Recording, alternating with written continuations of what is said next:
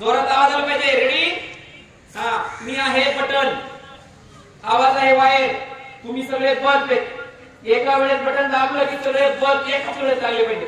तर तुमच्याकडे असं होतं, मागच्या खोलीतला बल्ब आधी लागतो, 15 मिनिटांनी पुढच्या खोलीत लागतो, नंतर 20 मिनिटांनी तिकडचा लागतो, असं होतं का? नाही ना. मग याच्या टाइम रेडी